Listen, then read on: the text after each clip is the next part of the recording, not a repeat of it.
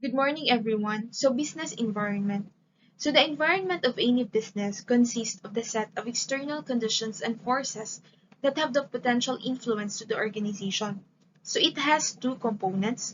First is the general environment. It is commonly called as the macro environment. It is the overall trends and events in society, such as social trends, technological trends, demographics, and economic conditions.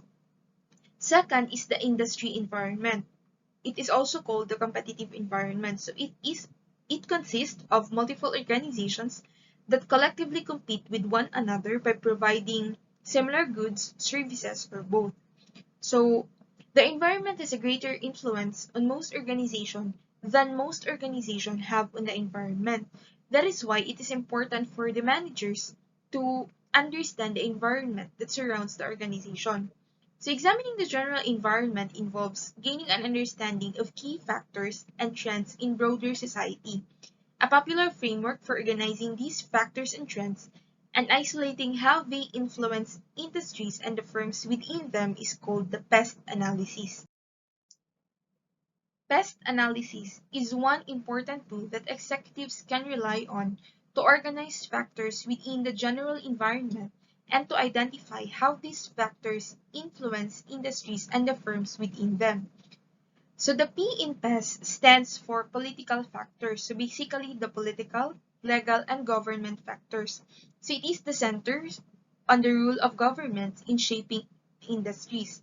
Example of these are tax policies, immigration policies, trade restrictions, tariffs, discrimination laws, and some other laws and policies.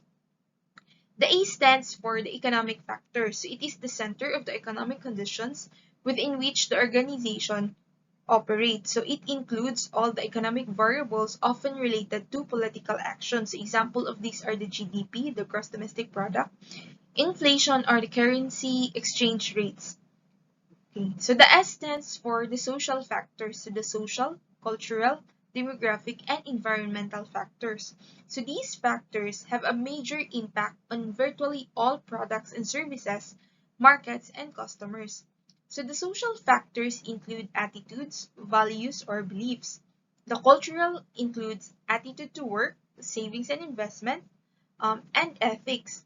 The demographics includes age, the population shifts, size and structure of the workforce, or the ethnic mix. And lastly, the environmental includes the natural disasters, pollution levels, or global warming. The T stands for technological factors. It is the center on improvements in products and services that are provided by science, which can be internal or external. Example of these are new product developments, automation and advancement, transport and distribution, or biotechnology. PEST analysis is the simple classification, but it can also be extended to PESTEL, which separates legal and environmental, STEEP V, which add values, SPENT, which add natural environment, or STEEPLE, which add ethics. Understanding the dynamics that shape how much profit potential exists within an industry is key to knowing how likely a particular firm is to succeed within an industry. According to Professor Michael Porter of Harvard Business School, there are 5 key forces that determine the profitability of a particular industry. First is the rivalry of industry competitors. Rivalry is the competitive struggle between companies in an industry to gain market share from each other. The competitive struggle can be fought using prices, product design, advertising and promotion spending, direct selling efforts, and after-sales service and support. The intensity of rivalry among established companies within an industry is a largely function of 4 factors. One is the industry's competitive structure. This refers to the numbers and size distribution of companies in it, something that strategic managers determine at the beginning of industry analysis.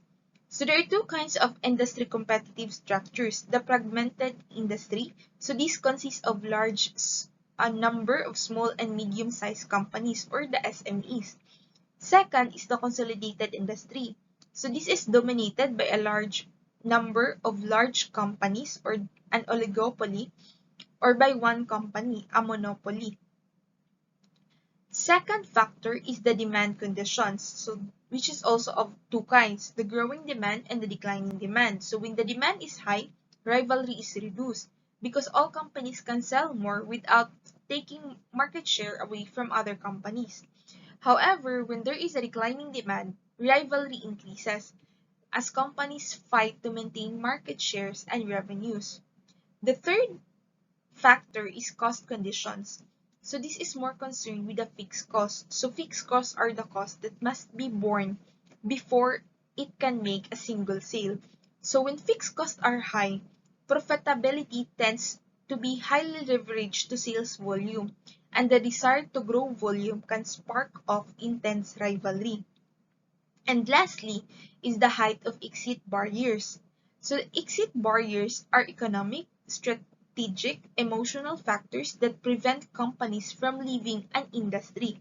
So if exit barriers are high, companies become locked into an unprofitable industry where overall demand is static or declining.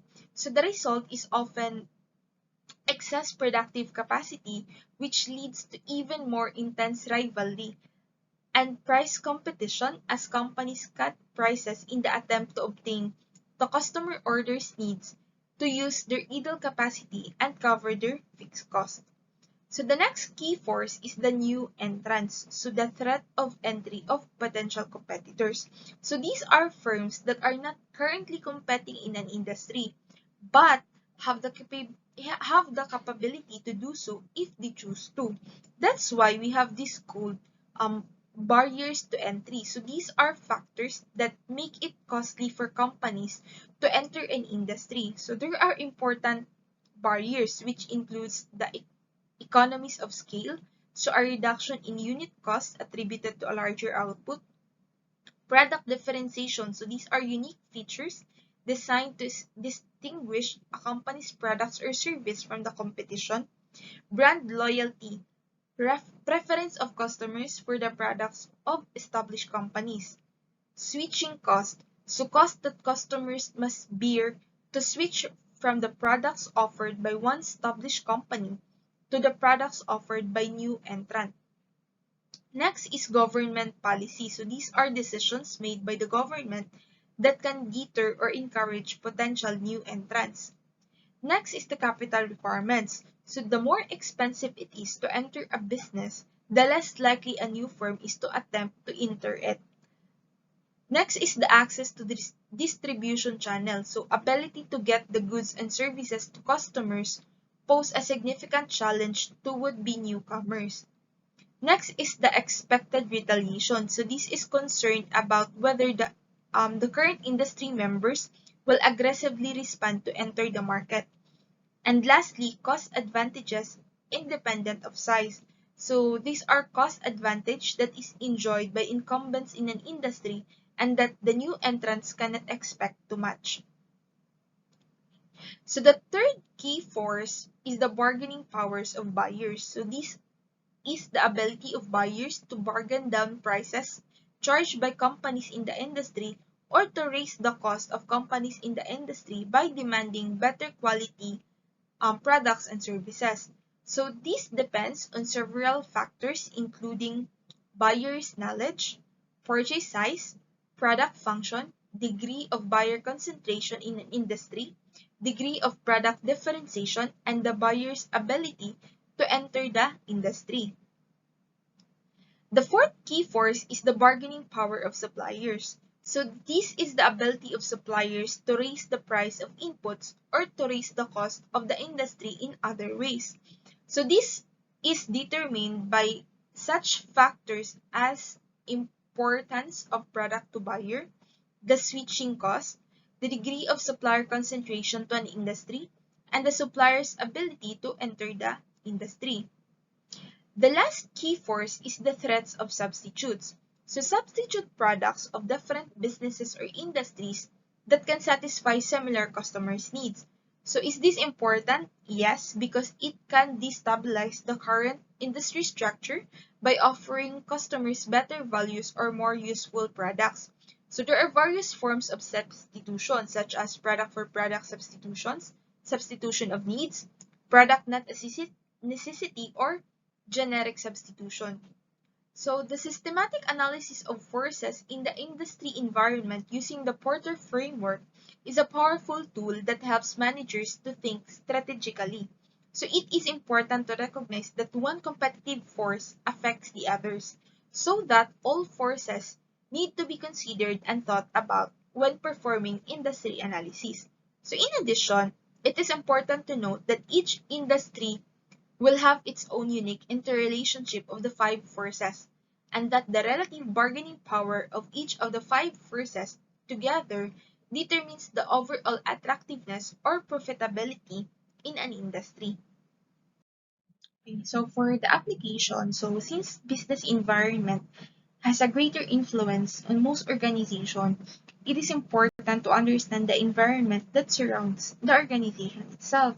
So in the organization which I am currently connected with, using the PEST analysis, so for the political factors, so since we are a logistics company and the company owns barges, so we need to be compliant of the policies and regulations of the Maritime Industry Authority or the Marina, so such as the registration of the cargo ship safety certificates, the load line certificates, the cargo securing manuals, and other certificates.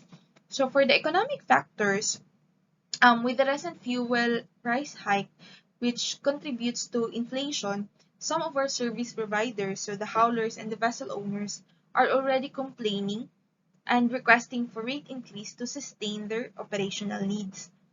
And for the social factors, including cultural, demographic, and environmental factors, I think the good example of this would be the recent typhoon Odette that greatly affects our infrastructures. So after the typhoon, a number of our warehouses were damaged, which also contributes to the damage to our customers' products under our care. So though it is unforeseeable or a fortuitous event, it is needed to be taken into consideration given that most of our warehouses are located near our docking ports. So for the technological factors, our companies is using the system SAP. So example, in our containerized shipments, our operation group will input the shipment details in SAP instead of just using a manual monitoring. So it would be easier for them to capture in the system the whole shipments with complete details. I think that would be all. Thank you for listening.